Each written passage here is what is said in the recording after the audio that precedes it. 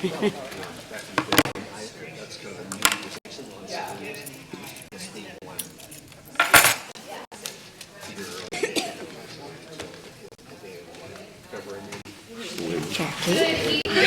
to the school committee meeting, Monomoy Regional School Committee meeting for Thursday, September 28th. And we're calling the meeting to order at 6:31.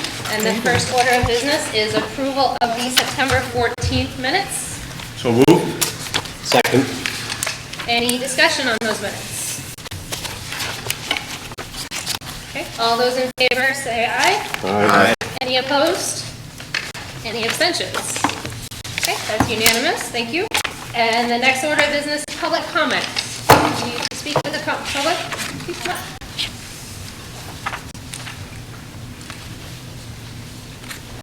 I just wanted to announce that we have a golf tournament coming up. It's the benefit of all league sports for Monomoy High School. And it's October 9th. It's a 7:30 shotgun, no, it's 8:30 shotgun start, 7:30 registration. It's at Fairway Valley. And we were hoping that anyone who would like to come would contact us. You can always get a hold of us by contacting Karen, the athletic director, or I have forms at the front desk. Thank you. Could you just tell us your name too, please? Oh, I'm sorry, I'm Darlene A. Walt, and I'm on the Monomoy Boosters, All Sports Boosters Club. Thank you. Thank you. Anybody else here for public comments? Seeing none, we will move on to Ms. Grace and her student representative report. Sorry, I should say Ms. Ford. It's okay. Hello, my name is Grace Boyle. I'm a senior at Monomoy. Once again, I am representing the student body of the high school to the school committee. I'm extremely excited to inform you of all the incredible things happening here at the high school.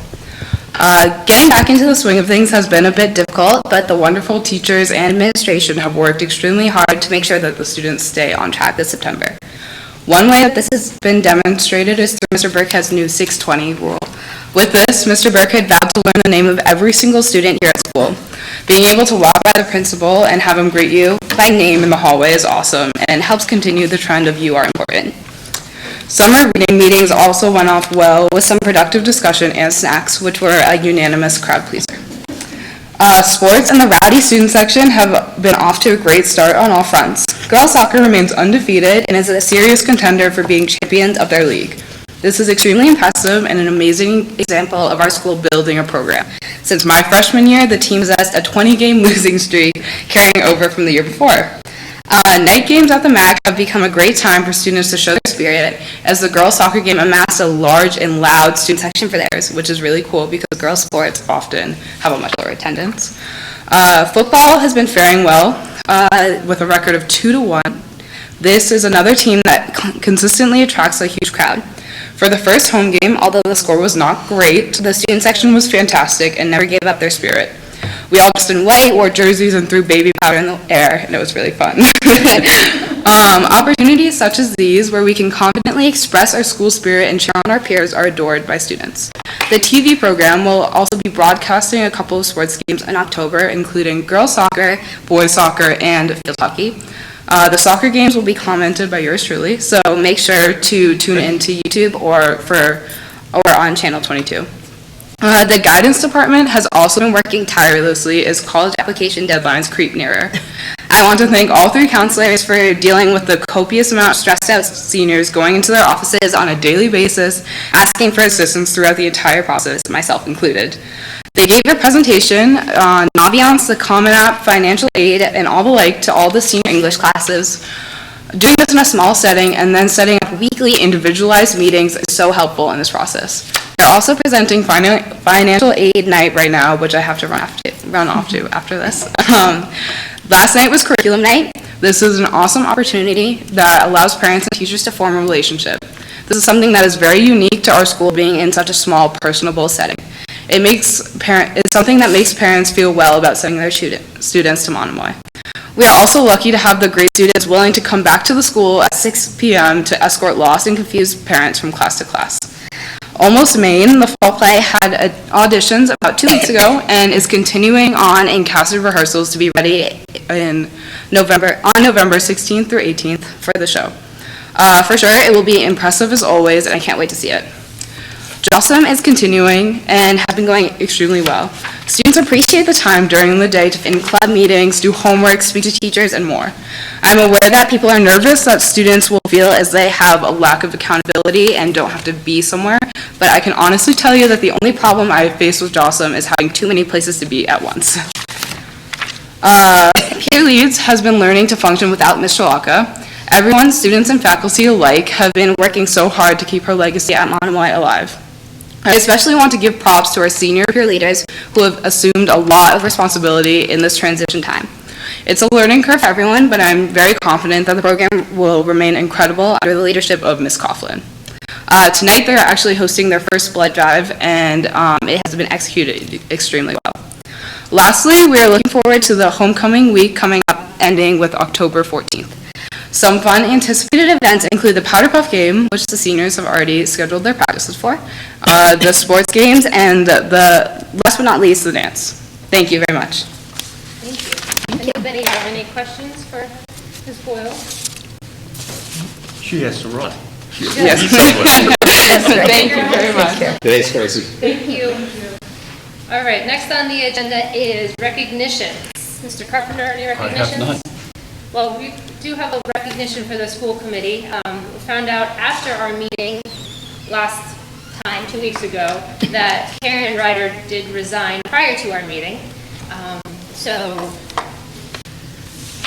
In her letter to the town clerk, she did explain that her professional circumstances no longer allow her to dedicate the time needed to fulfill her duties as a school committee member.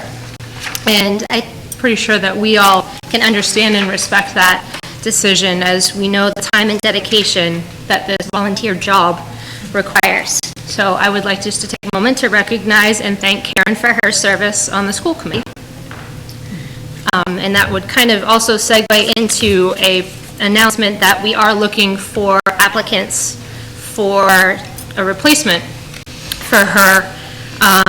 So if you're interested, whichever camera, to go ahead and send an application to the Chatham Board of Selectmen.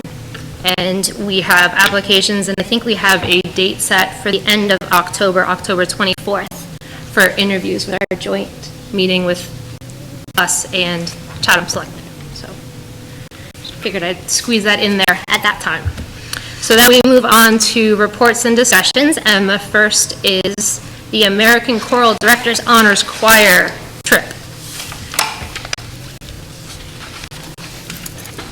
Hello, I'm not here to ask you to go to a communist country with no open U.S. embassy this time. My name is Rose Richard. I'm your high school music director. I have two students who were recently successfully auditioned for the American Choral Directors Association. They do an honors choir every year.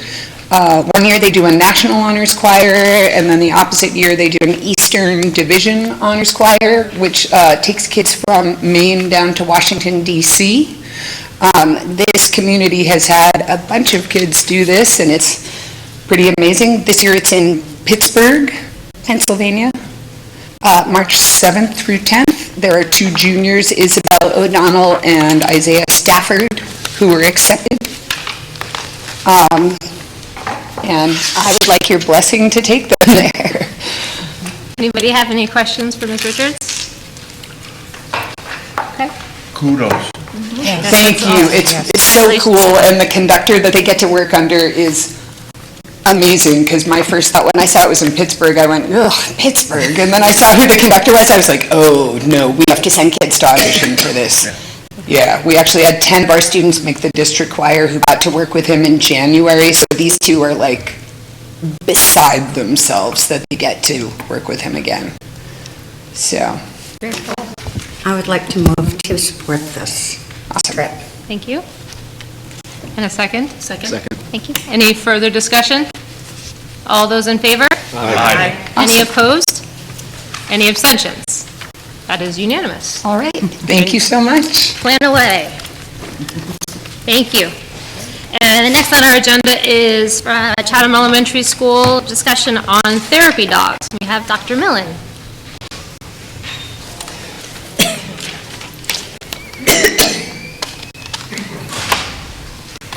Good evening, everyone. I'm Robin Millen, principal of Chatham Elementary School. I am here on behalf of both Principal Hine at Harwich Elementary School and Mrs. Oldeck at Harwich as well. We are going to just inform the committee about a program that we had a wonderful opportunity to participate in called Tail Wagging Tutors. It's part of a reading program that is put out through the Therapy Dogs International.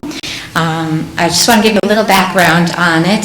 So at Chatham Elementary School, the program will be working with Mia Kalo in our special education department, reading with students in her classroom. At Harwich Elementary School, they'll be working with Maureen Kelleher, and that is a Title I reading intervention teacher, and in small groups with them. Just to give you some background, Tom and Jane Wilson are here tonight. They're the volunteers that reached out to both of our schools and asked if we would be interested in this program. We did meet at both schools with them. Mia met with me and the Wilsons, and over at Harwich, the administrative team met also with the Wilsons. When we met with them, we talked a little bit about the program, what the dogs training was, what the handling training was, about what the dogs have done in the past with Tom and Jane and the participation that they've had at other schools. I put a lot of this into the packet for you. I hope you have a chance to open it and take a look at some of these things, but their dogs' names are Fluffy and Garbo, and they've spent over 6 years working with children both in schools. They've also worked through hospice and also at the libraries, both in Connecticut and also here in Massachusetts. They're newly transplanted here. They did reach out to me several years ago when I first came in on Chatham, and I just couldn't put my things together quick enough, and they had the good sense to reach back out to us, and we were able to sit down and talk. Just so you know, just kind of the steps we did in order to prepare for this program was right after I spoke with them and we kind of hashed out what they would look like inside the schools. I reached out to Melissa McGuire, Director of People Services, and said, do you know anything about this? She's like, oh yes, I know about this, and I've had this in the prior district, and it's wonderful, a similar program. So I also, if you know me, everything I do has to be in some sort of researched sense of thing that shouldn't surprise anybody. So I started looking for the research, looking for the benefits, looking for the negatives if there were any out there. It was very hard to find some really strong empirical data on the benefits of dogs and reading to dogs, especially for all these populations. So I did provide you with a research systematic review in your packet that couldn't really support it or couldn't negate it, but it did give some background that said what the dogs really do, and we heard this nonstop when we were talking with the Wilsons, but it provides an environment to students that is comfortable and is conducive to learning to read. So, it makes the children happy, it makes them comfortable, and really the reluctant readers especially seem to perk up when those dogs come. It lessens that judgment part of it. So it was pretty interesting to me. When I also met with Tom and Jane, I had them provide me with some references so that I could make some phone calls out, and I heard the same thing from all the references. I heard things like, it's incredible, it's an incredible program for children. I heard that it enriches lives. I heard that it brings much joy to children, especially our reluctant learners. I heard that students look forward to learning, and even the most reluctant of our readers grab books for the sessions. I heard wonderful things about hospice programs and the wonderful things that the dogs do for them too as well. So we followed through. We got all the releases from Therapy Dog International for the district. We got the releases for the parents, for the children who will be participating in the program. We created a cleaning procedure for the dogs that were coming into the buildings. And they started at Harwich Elementary School this week, and they will be starting with a schedule, hopefully with us next week. Do you have any questions? Ms. Stout. Sounds like a wonderful program. I'm just wondering, the dogs are non-allergic dogs, are they? They're not. They do have fur, and that's part of the cleaning procedure. So we did ask that. Quite a few kids in school are allergic. We know. So, and that's part of that release, the release that talks about the allergies and things like that, and the participation of the dogs in that situation. So again, we have a small group of students that we're working with here, and according to Mia and Maureen, they've talked about it, they've discussed it, they have the permission slips from the parents, and we're ready to go. I think it would be great if this goes well to expand it, but to have, like my daughter has a golden doodle, which is hair. And so it's a great thing for our family because there are several of us allergic. Well, Toffee and Garbo are highly trained. I mean, Yes. I have a dog at home, and I'm just like going to send them to that family for a little while. But they're highly trained, and they're their dogs. So that's I don't know what the breed is. Shetlands. So they're beautiful, but they do have hair, or do have fur. Any other questions or comments? Oh, I think it's a great idea as well. Very glad that Of you're... course, we'll be collecting data, let you know, but it will be all anecdotal. We'll find out how Maybe they some like it. videos. Yes. Yes. This would be fun. Absolutely. Pictures. Okay, Thank thank you you. very much. All right, next up on the agenda is a preliminary enrollment data update. Mr. Carpenter. So I think at the end of your packets, there's a larger sized piece of paper and then some supporting pages.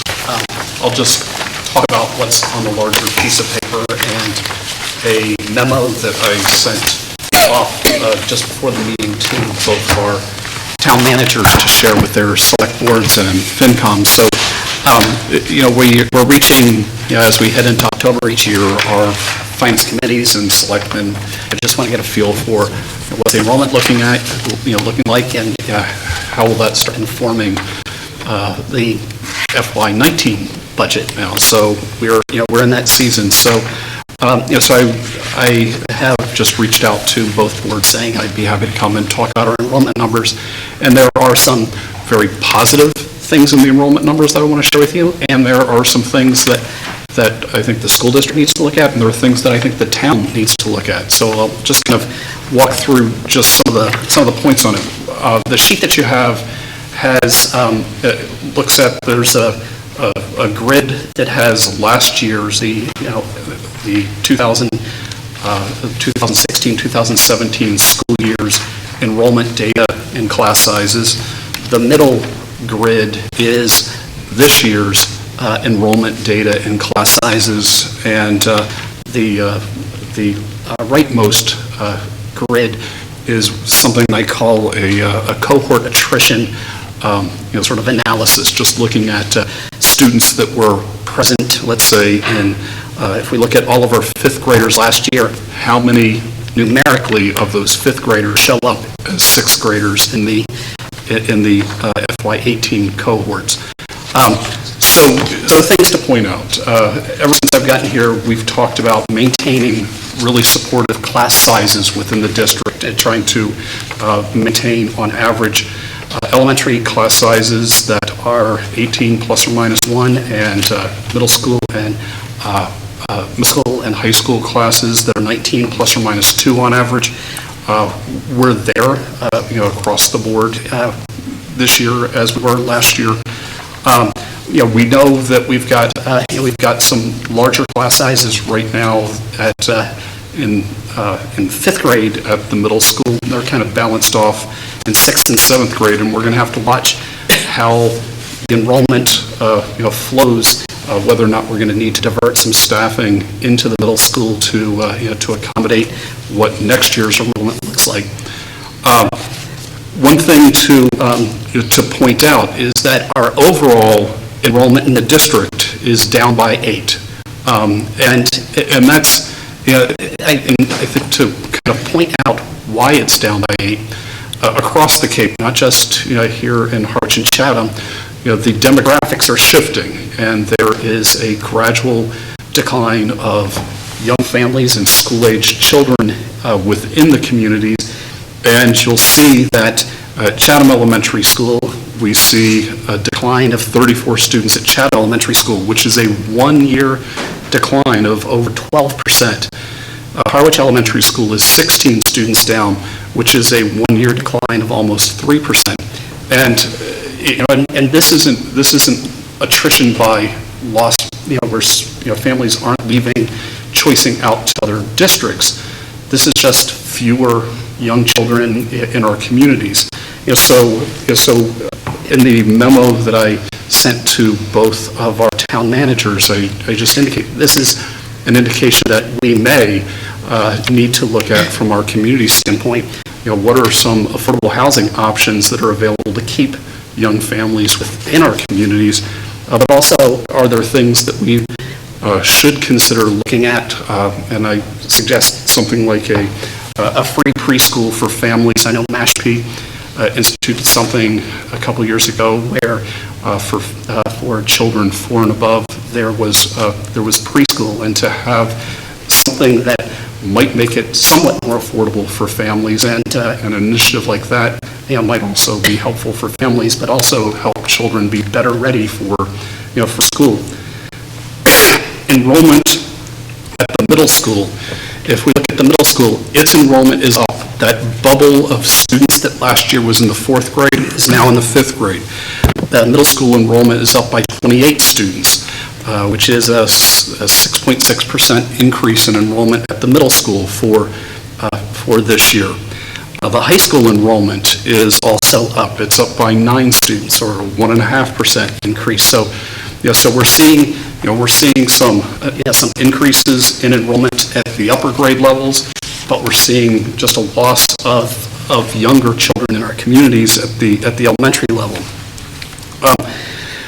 In terms of some other really good news that we can see within the October 1 numbers, it used to be that before regionalization we were seeing a large loss of students at the middle school and high school, and in the far right grid you'll see 2 numbers highlighted in green. The middle school shows a total cohort attrition in grades 5 through 7 of 24 students. And admittedly, that's 24 students is 24 students too many. But those are students that we want to hold on to. Last year, that was 44 students. So that number has gone down dramatically in the past year.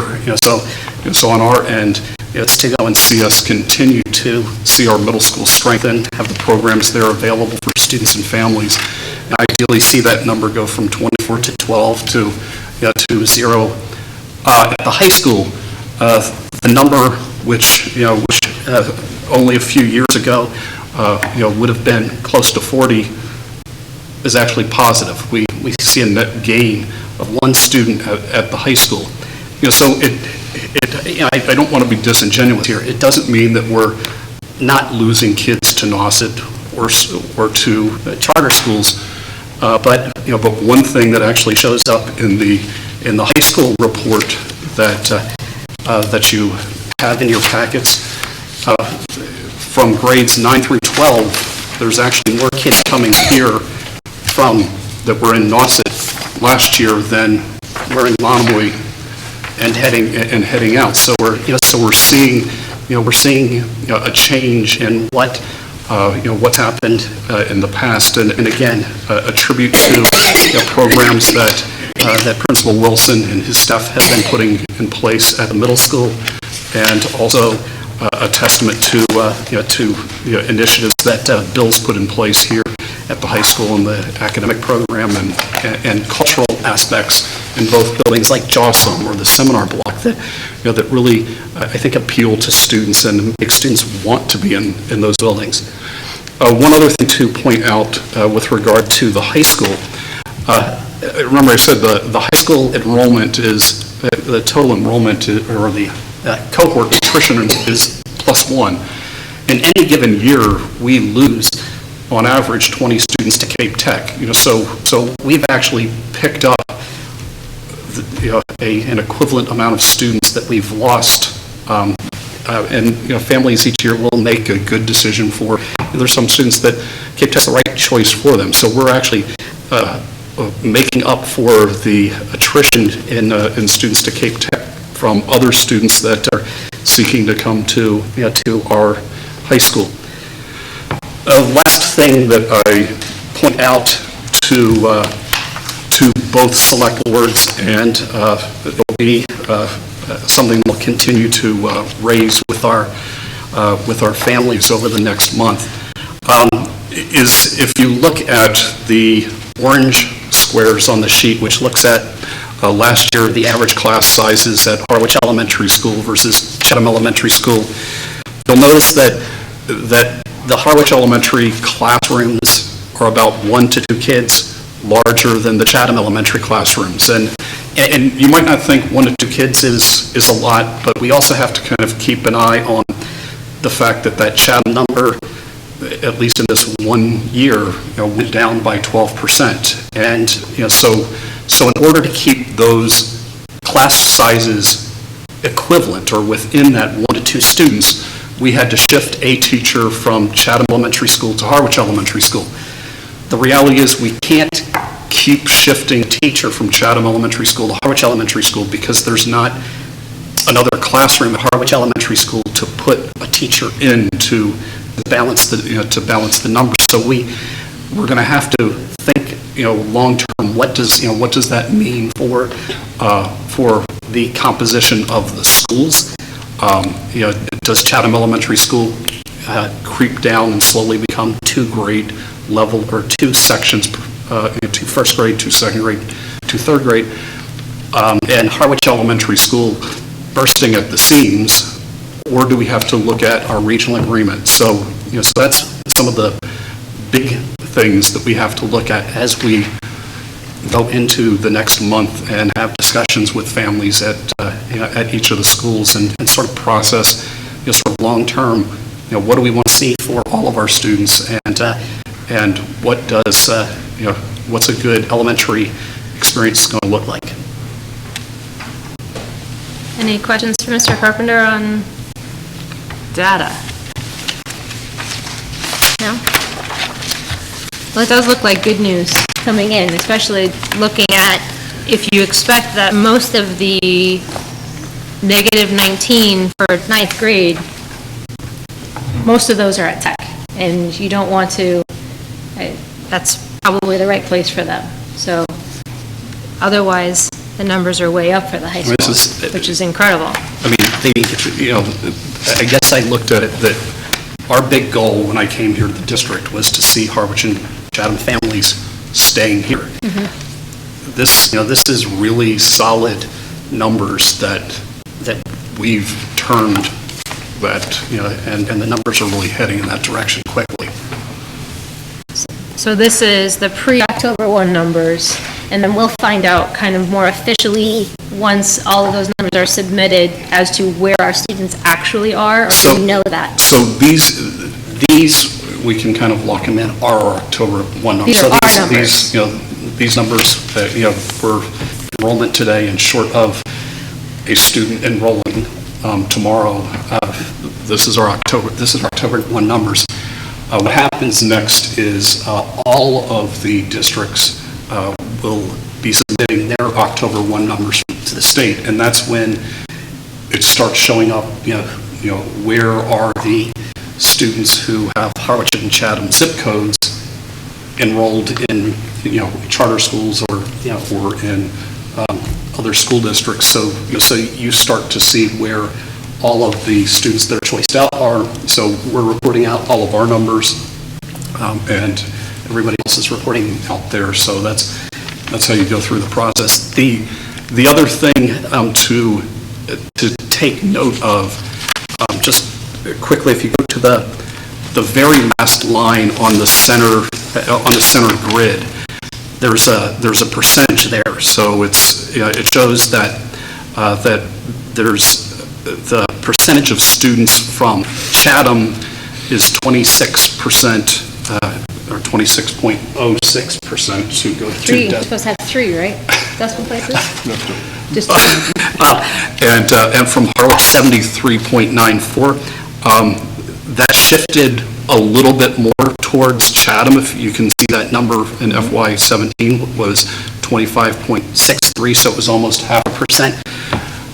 But that number is not the number we use to budget, okay? Because this number is just looking at the percentage of Harwich and Chatham students that are attending Monomoy. It's not until we get that school attending data that show us how many Harwich and Chatham children are also attending other public schools.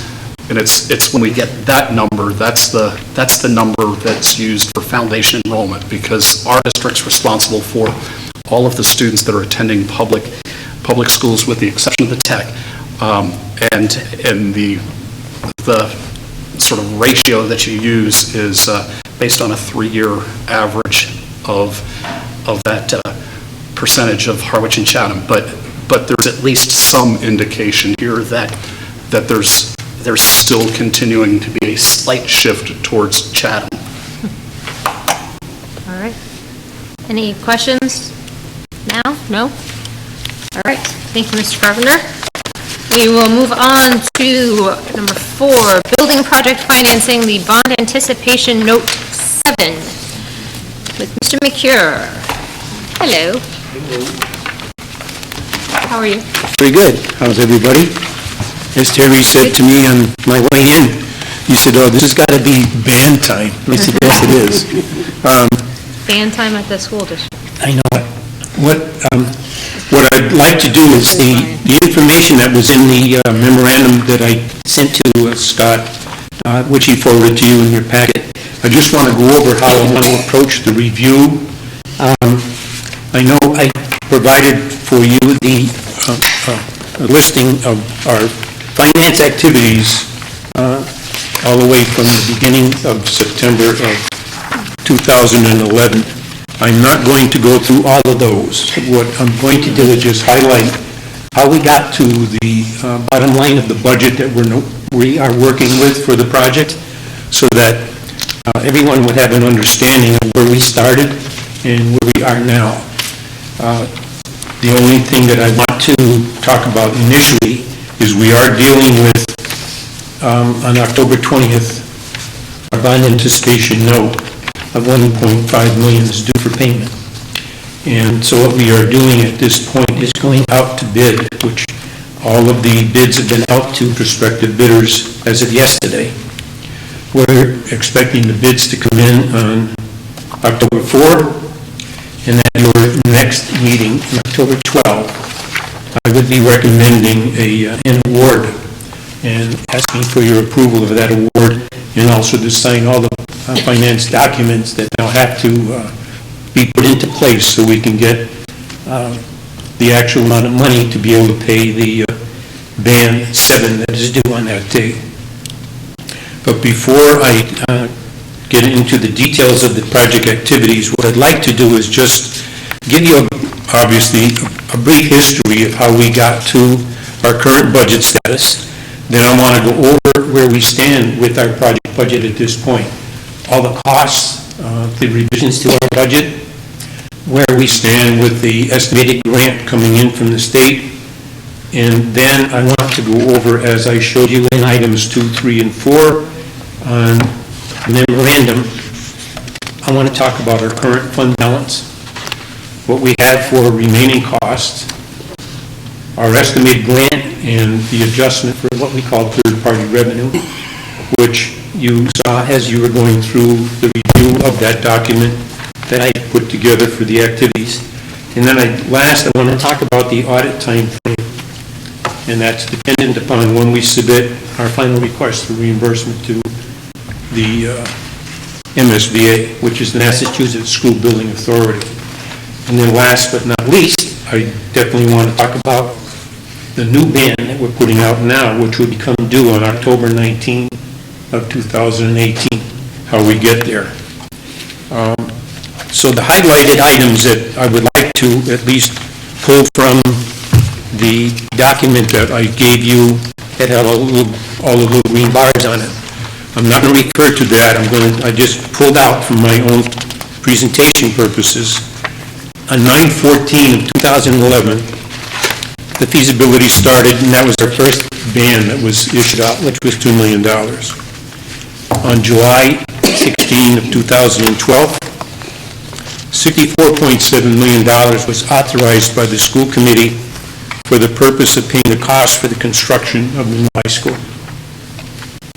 In August of 2012, the towns of Chatham and Harwich voted to issue that amount in bonds and exclude the debt service from the limitations of Proposition 2.5.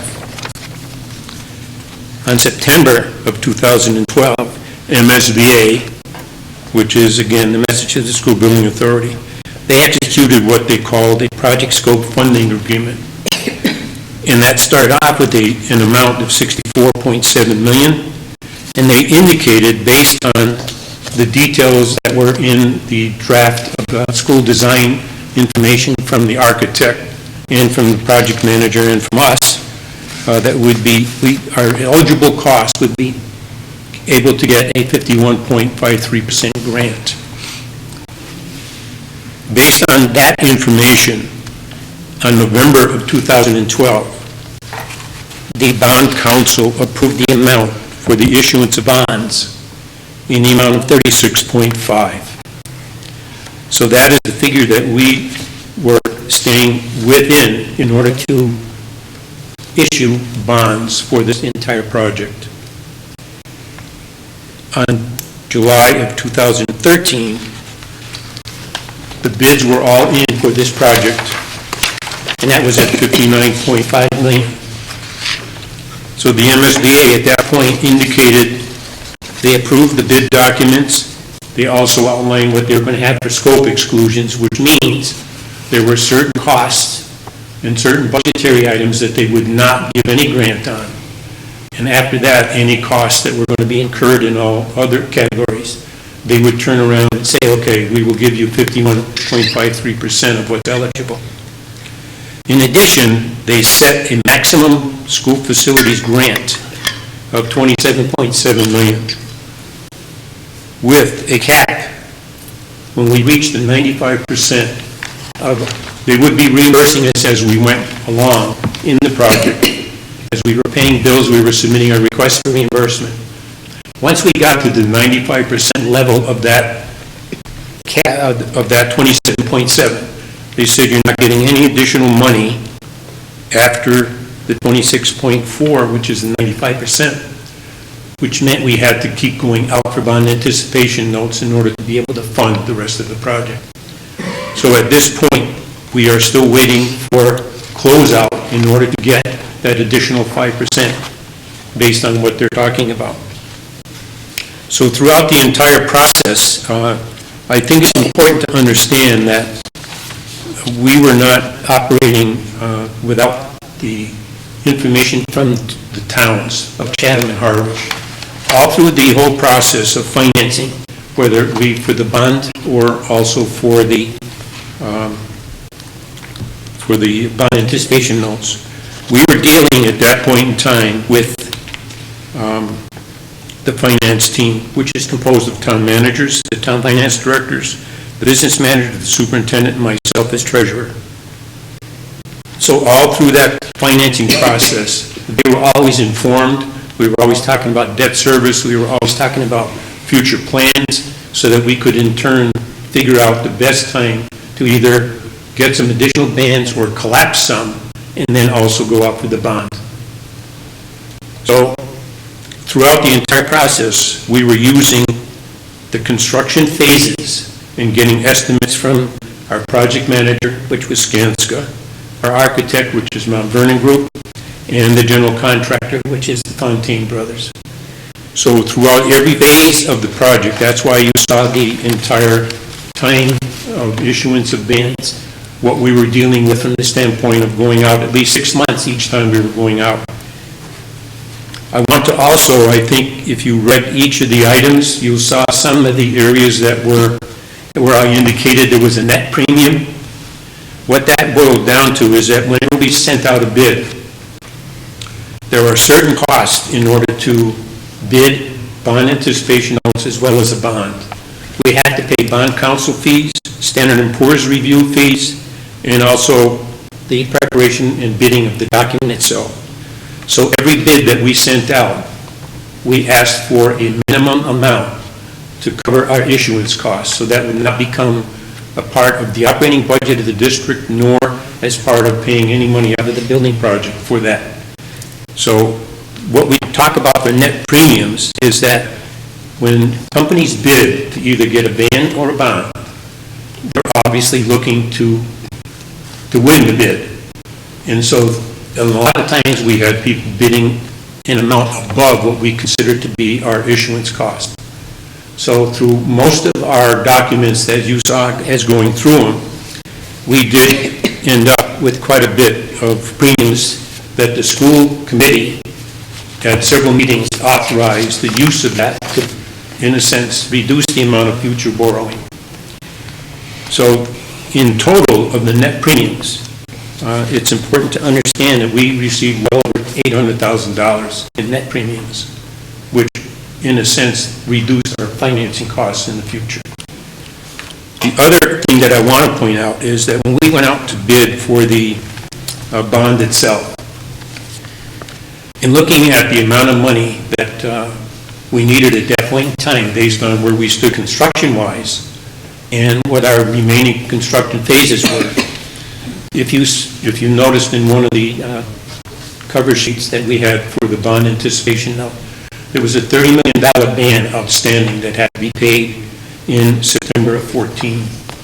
And what that was about is we collapsed several bond anticipation notes into one large one so that we could in fact get a very good rate, number one, on that ban bidding, and number two, be able to look at what we actually wanted to bond at this point in time, at this stage of the project. We anticipated that, based on the market conditions, that we would end up getting a premium, a good-sized premium on the bond, so that when you look at what we owed, which was $30 million, and I'm only going out for $28 million, the bond counsel, based on what he felt we had at the time of reimbursement money sitting out there, and also what we had left in a fund balance, and based on some of our anticipated cost, he wouldn't go to a $30 million bond at that point. So we readjusted some of our figures and said, okay, we will definitely go with a $28 million bond. At that meeting, we had our financial advisors, the superintendent, business manager, and myself, and finally the bond counsel did agree $28 million was going to be the bond. As a result of going out for that bond, we ended up getting a premium of $2.6 million. What we did with that premium, obviously, is our issuance cost for the bond was $87,000. So we used the bond of $28 million. The school committee authorized $2 million of the premium to be able to pay that $30 million ban off. That left us a net premium just from the bond alone, $485,000. So that figure that I told you of $821, that did include the net premium for that. In addition, as you saw in going through the review of the building project activities, there were several references made to what we call energy incentive grants. And what that was is we had grants from the energy companies based on the fact that we had to submit what we called an energy incentive grant to MSBA. Part of the 51.53% that they were authorizing us to have as part of our grant reimbursement. They added up, they looked at everything we were having for our energy information. We had to submit a report to them indicating how much we anticipated securing in energy savings throughout the whole cost of the project over the years of this life of the building.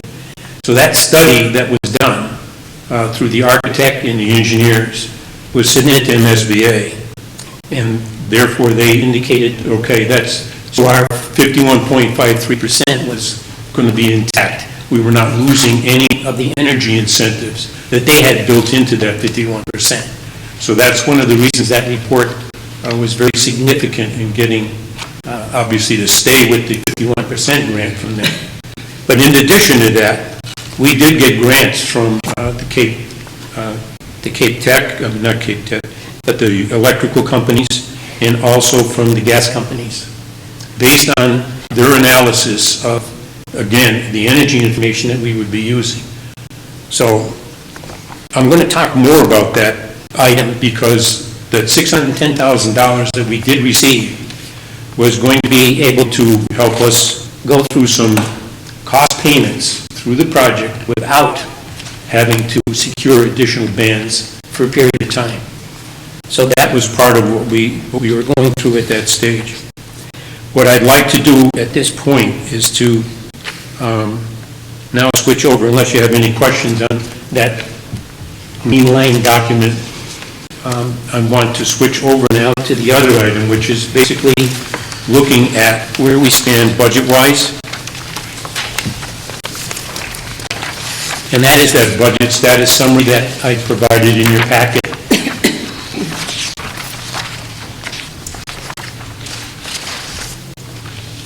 If you look at the bottom line of the budget status report under the revised budget column, as you can see, the total project budget is $59.45 million.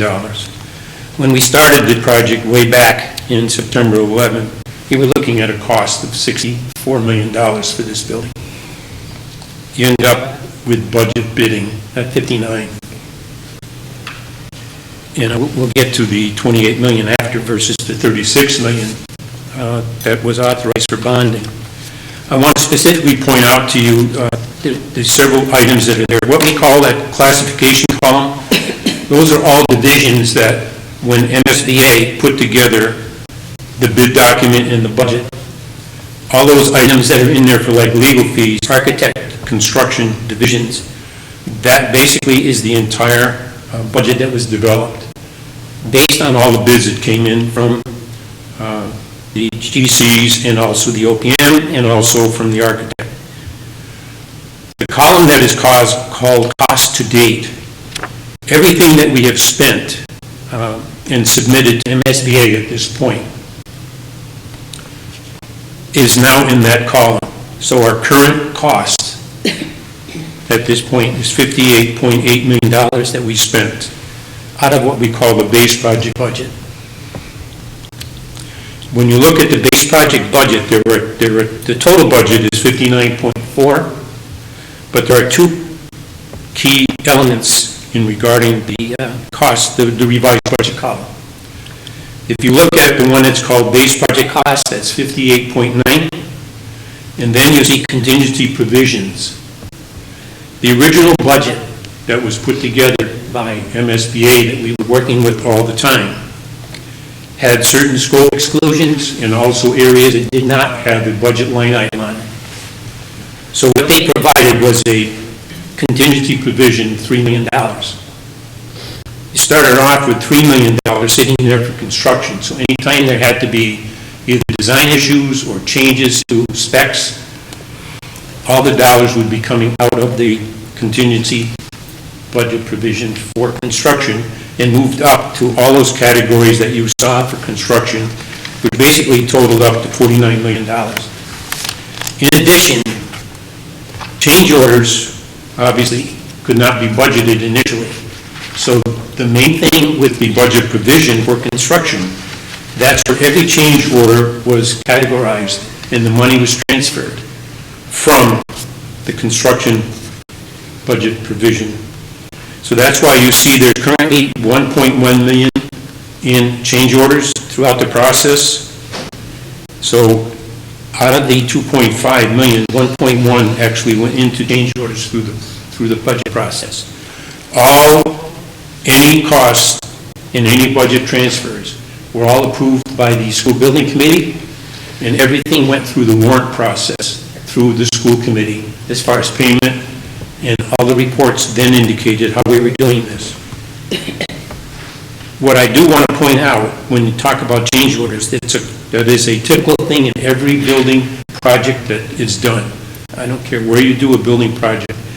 You don't know all your total costs at any point in time, which is why every project has what they call a contingency provision, both for construction use and also for owner use. If you recall, there was a cap put on your FF&E, which is your computers, equipment, etc. That was put on by MSBA as so much a student. That other contingency was used to be able to supplement the original budget that was approved by MSBA. And to purchase everything that you wanted to purchase for this project. So that's why initially there was $1.7 million authorized for computers, and FF&E, we actually spent $2.4 million. So any change in the budgets were all transferred from the owner's contingency, which is legal in the way it's supposed to be done. In looking back at your change orders, we're quite pleased that the building committee and also I think the school committee, looking at a total construction cost of $49 million, only 2.3% of that construction cost was change orders, which is unusual. They range anywhere from 3.5% to 4%, but ours were only 2.3%. The key thing to emphasize on this chart, your budget status, is several things. The estimated grant that sits in the last column, which is 27.7, right now, that is an estimate based on what has been submitted to date to MSBA. We recently submitted what we call a budget revision request, because as you go through the payment process, you also have to make sure you're maintaining your budget balance. So we have submitted several budget revisions to that left column, so it doesn't resemble the original number in those categories that we started with. But the bottom line is we still have to maintain the 59.4 total project budget. This June, we submitted what we call our final budget revision request, because we then wanted to make sure that everything we transferred from contingency is going to be utilized, and also taking a look at the estimated grant to make sure where we stood with that amount of money from the state. So that is under review currently. That's where we stand with that.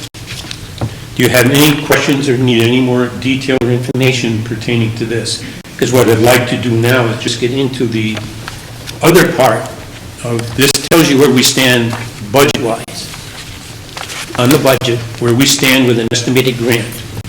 But what I want to point out is how we're going to go from this $27.7 million to a different number, and also where we stand with what I call a fund balance currently existing in our checking account, call it cash, what our available cash is. And so all I'm going to be doing is referencing back to those figures of 27 million and also talking about the 600,000 that we received in the form of energy grants as to what actually is going to change that number. And then also talk about our fund balance. So I'm going to go into item number 2 now on that building project status agenda, unless you have any other questions on the budget status itself. Okay. No questions. All right. What we call the fund balance, and I always call it available cash. Currently, as of today, we have an amount of cash on hand of $234,907. We also have only 3 items that are considered contractual commitments that we haven't paid at this point in time. We owe Fontaine what we call construction retainage. There's a certain dollar amount that we hold out of his payments each time we submit. Each time he submits a request for payment to us, there's a 5% we retain. So at this stage of the project, we owe him approximately $37,000. We have executed a contract with the OPM, your project manager, Skanska, for some additional services. We also have hired an engineering firm to do some testing. The total of those three items that we now have what I call a contractual commitment, we have to pay those. That totals up to $77,000. That's including the Fontaine retainer? That includes the Fontaine payment, includes the OPM payment, and includes Horizon Engineering. Thank you. All right? So once we deduct that 77,000 from the 234, we end up with 158,000 as our cash balance after those payments. So that's sitting in that account at this point in time is what I consider to be our fund balance. And there are no other contractual commitments at this point in time in the project. So when you look back at the cost to date number on that original sheet for 58.8, and you look at what we are going to end up paying for 77,000, that basically is what we consider our cost at this point in time for the project. Any questions on that number? All right, what I want to do now is talk about item 3, which is the estimated grant and what we call the adjustment for third-party revenue. Basically, what that boils down to is the energy incentive grants that we've got from Cape Light, Colonial Gas, that totaled about $610,000. That was all in some of the sheets that you saw in that activity layout that I gave you. The total of that was about $600,000. Every cost that was submitted to MSBA that we paid related to energy, they had already indicated that they would pay 51.53% of those costs as a grant. So now what happens with a receipt of energy grants, we use that as we were going through to reduce some of our costs throughout the bond anticipation notes. But when it comes down to receiving this final grant of $27.7 million, MSBA said you can't double dip. So what happens is out of this $600,000, they're going to take away 51% of that, as in a sense, out of the grant that's sitting there is 27.7, because you can't double dip on it. So we've already received to date $26.4 million. That's what we've received at this point in time. So based on the reduction to this grant of 27.7, we're anticipating about 1.1 million coming back from MSBA. And that can be a plus or minus, because as I indicated, we submitted budget revision requests. We've also had some additional costs that have been reported by them as ineligible. We have asked to have them relook at that to see if they can in fact be eligible costs. But until that whole review is done by MSBA, the grant amount that we're going to get in a final audit, we won't know that until we close the project and submit our final costs. So until that process is done, we won't be in a position to actually say that the 1.1 that we're now estimating that we're going to get back can be a plus or minus depending on what the actual audit done by MSBA, what they come up with. It's in their sole discretion. And when the audit is done, we will be getting a report back that we will be able to review and say from our end, some of these items should be considered eligible for a grant. So that takes me to item 4, which is basically what's the audit time frame after Monomoy submits our final request for reimbursement. Whenever we are done paying all the costs related to the project, we now have to then submit our final request for reimbursement.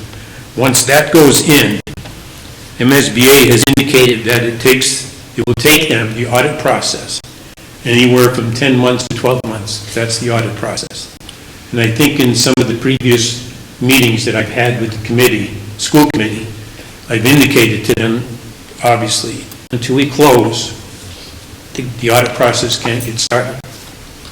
The $26 million that they gave us, they audited up to 2014, the cost that we've submitted to them. But that means everything we've submitted beyond that, they have to now audit in detail.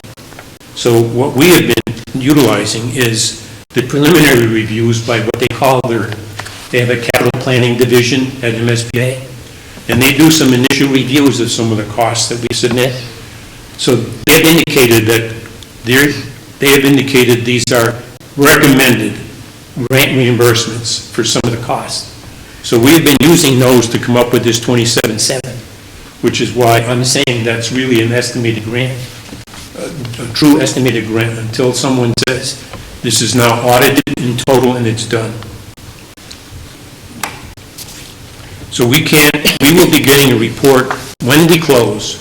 We'll get an audit report back, and the time frame that they've indicated for the whole process, which is 10 months to 12 months, they expect us within that time frame to be able to respond, get back to them, and then they would submit the final report. Based on what I've seen happening with a couple of other projects that MSBA is now looking at, that 12-month time frame may not be achieved. It may be later than that, before they get everything to us, and by the time we respond and get back and go through a whole review process. So what I'm doing at this point is, I now want to go to item 5, which is Band 8. The band that we're now going to be awarding on October 12th. That's going to become due on October 19th of 2018. The plan to pay that band that we've had since getting to this point with the project, we really have no additional cost other than the total items that I had just outlined for Fontaine, OPM, and the engineering services. We, at this point, we're planning on using whatever cash balance was available, which in this case would have been $158,000, plus the $1.1 million coming back from MSBA to pay this $1.5. The plan at that point was to say, okay, if we owe anywhere from $300,000 to $500,000, how do we want to finance the rest of what we owe? In the recommendations that I shared with the finance teams throughout the whole construction process is, in my opinion, we have issued one bond and there will not be another bond issued. The $28 million is it. What we can do if we owe anywhere between $300,000 and $500,000 is there's several options that we can do. And again, that's going to become a recommendation, again, with the finance team joint from the towns, the finance managers, the town manager, us, which will take into consideration, obviously, the projects that are now ongoing in both communities, the tax levies and that kind of thing, to figure out what options we have available in order to meet that money, the amount of money we now have to come up with to pay Band 8. And there are several options. One is what they call a state note, which means you can say, this is the amount of money we now want to get from you and pay for it over a 5-year time frame. That comes up with an interest cost, probably about 3 to 3.5%.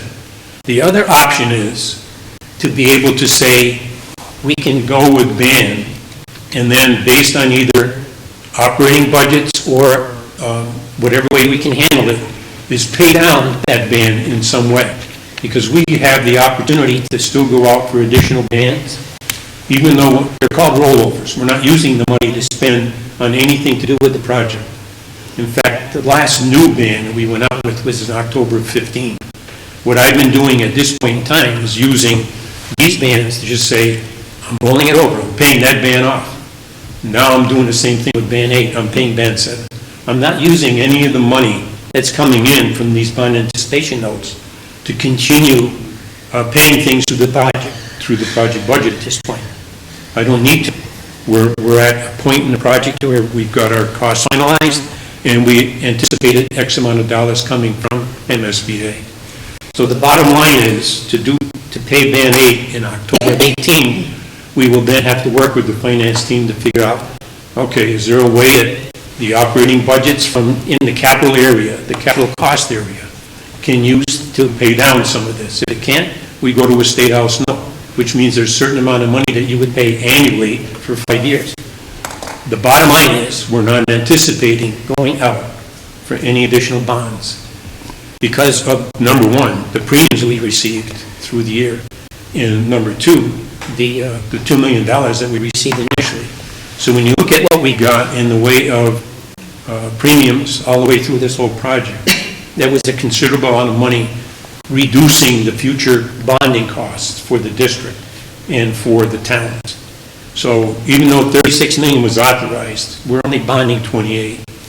And if we go out for additional bands, we'll have a rollover in the sense of anywhere from $300,000 to $500,000, depending on what MSBA says as far as the actual grant eligibility is. But I'm not anticipating at this point, since we've already had their approval for our submitted cost all the way up to the initial payment of the $26 million. So we're looking at only everything that we've submitted since that time as to, okay, what's eligible, what's not eligible. So that bottom line is where we stand with the project at this point, both from a budget standpoint and where we have for cost. And as you saw on your budget summary sheet, we had $100,000 of budget balance left in the base project cost, and out of the $3 million in construction contingencies and contingencies in total of $505,000. So your bottom line in your base budget, $59 million was authorized and budgeted by MSBA. 58.8 is what we're spending, and 600,000 is left from a budget balance at this point. So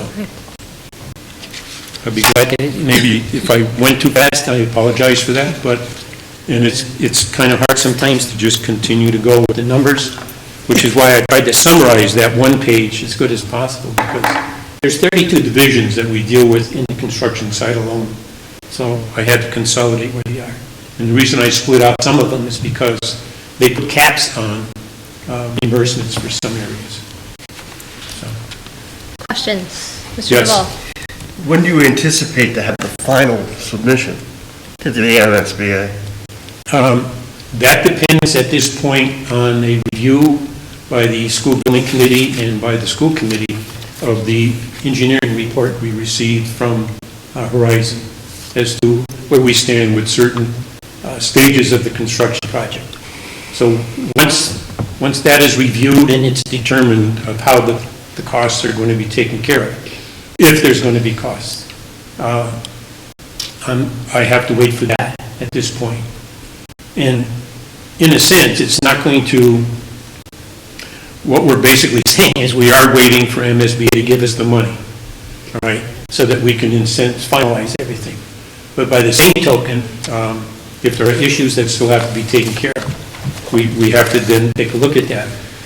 But bottom line wise, all we're doing at this point is rolling over these bands.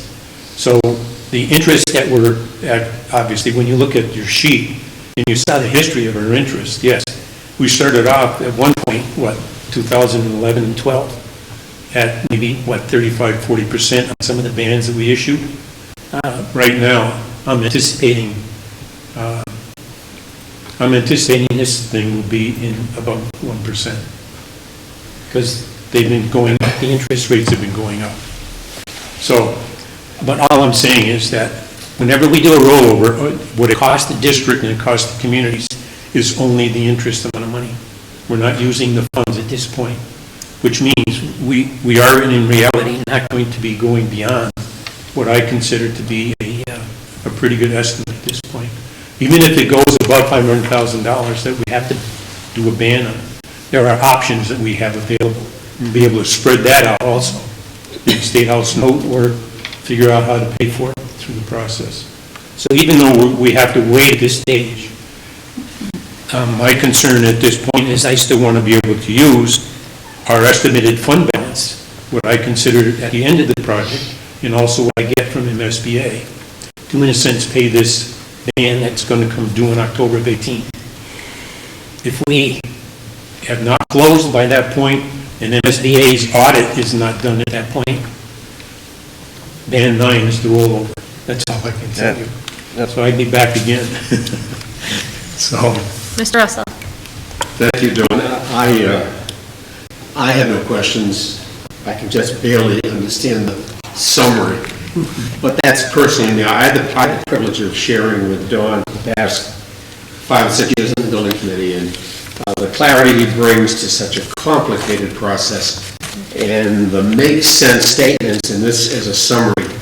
I just have to commend you, Don. I don't know where we would be as a project coordinator without you. So if I 50% of the time can understand what's going on, everybody else was right on the money. So I really appreciated your presence. Thank you for the comments. Thank you. Ms. Richardson? I just want to ditto Terry's remarks, to have all this make sense and understand the process. I commend you.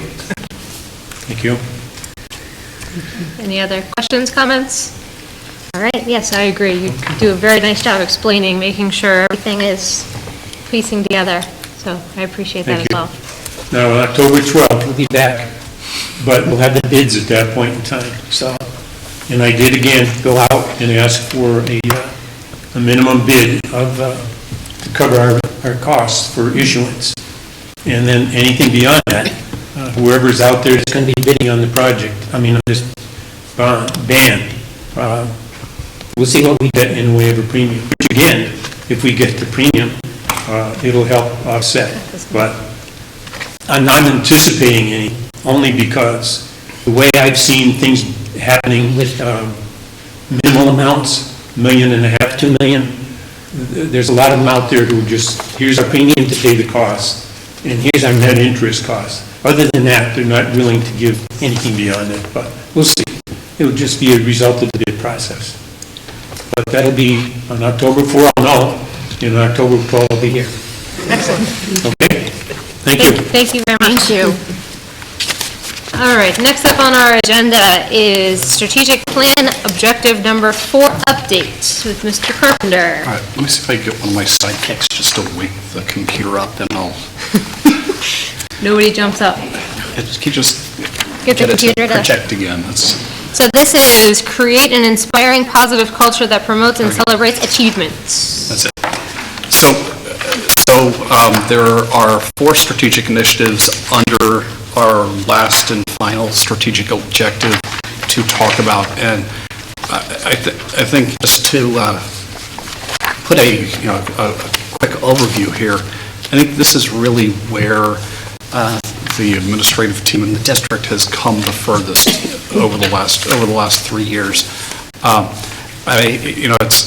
There's so many things that can fall under that: inspiring positive culture, promoting and celebrating success, and even little things that Grace Boyle, when she was giving her report, Principal Burkhead's 620 initiative to really emphasize every student matters here at the high school. You see that happening in each of the buildings, and I think even when each of the principals was coming up and doing, talking about their school improvement plan. So the write-up on these 4 strategic initiatives, I think, goes on for about 14 pages. So I'll try to make it a little bit brief before Steve elbows me in the ribs.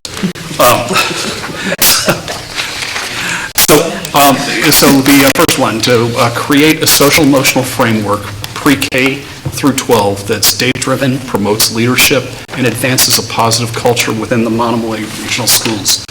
As you know, at the elementary level, we have launched PBIS initiatives in both of the buildings, and they're going along well, and I keep getting more and more positive feedback about things happening and how that's changing the culture of the building for the better. We've had the youth risk behavior survey has been part of our school district for the last several years, and we've been using that data to really guide us in our decisions in terms of what do we need to put in place to help our students make safer decisions. We have at the high school, as part of their NEAS process, they've gone through a core values study. We have partnerships with the Children's Cove that we have talked about at the school committee here, where we have peer leaders who will be working to help their peers with child abuse issues. We have the The student services has been really focused on this social emotional learning piece in this goal, and so currently they're pre-K through 12. There's the social emotional learning is part of the guidance curriculum. 8 through 12, the guidance curriculum is in the process of, it has been getting better defined. We also have a lot of what's in that social emotional learning shows up in the health curriculum that last year the middle school really launched. I was really impressed. I remember just going on their curriculum nights, and tonight Mark's not here with us because it's curriculum night at the middle school, but to walk into the health class and to really see how much social emotional learning is really part of that health curriculum happening at the middle school. Social emotional, there's a social emotional learning steering committee that has been formed. They met 6 times over the course of last year. We have partnerships with Gosnold and the Children and Family Services. We have received a grant from the Attorney General to support anti-addiction and have 5 staff members trained in bot-then life skills. We were chosen to participate in a grant through NAMI to have all staff trained in collaborative problem solving through Mass General Hospital. And there will be 13 peer coaches trained for the district in 2018 in that process. With the addition of Melissa McGuire to our team, we have mental health first aid happening throughout, and both for our staff member, for parents and community members, in response part to things that we've seen in the Youth Risk Behavior Survey. We now have signs of suicide curriculum that's happening at the high school. The middle school this past year introduced this drama of social issues for 7th grade, and we're seeing more and more what I refer to as servant leadership with our athletic teams really taking leadership roles at the high school here. In terms of next steps, we have 3 social emotional programs that have been looked at. We need to look at the whole piloting process of that, and then to publish the guidelines for our guidance curriculum to make sure that we are supporting the social emotional learning needs of all of our students. And there will likely be some funding that we're going to need to allocate for the social emotional curriculum for the district, and I know Sharon will make sure that we are on that. We have the next strategic initiative is to create Monomoy traditions that celebrate achievement of students and staff and recognize milestones and positive cultures. And, I think this is one of those feel-good things over the course of the year that, that we get to kind of partake in. I basically say, I think this one we've really nailed across our buildings. We have at Chatham Elementary School and at the high school true culture committees that we see those expanding to Harwich Elementary and to the middle school as well. At Harwich Elementary School, there's just celebrations that are happening through the newsletters. Last year we saw Sam starting to put out his electronic newsletter and celebrating students that way. If you're in the at Harwich Elementary School, I think Sam does a great job of just celebrating the kids every day, just when it comes to the announcements. So they're at Chatham Elementary School. Robin too, through the Scoop, does a great job of celebrating the kids.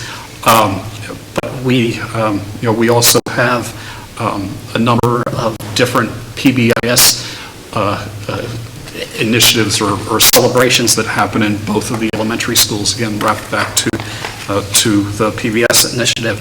At the middle school, the end of last year was really special, just going to the celebrations of the Shark Citizens that Mark has been putting in place.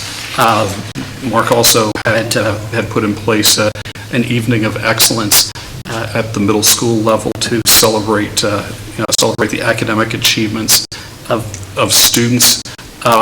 We have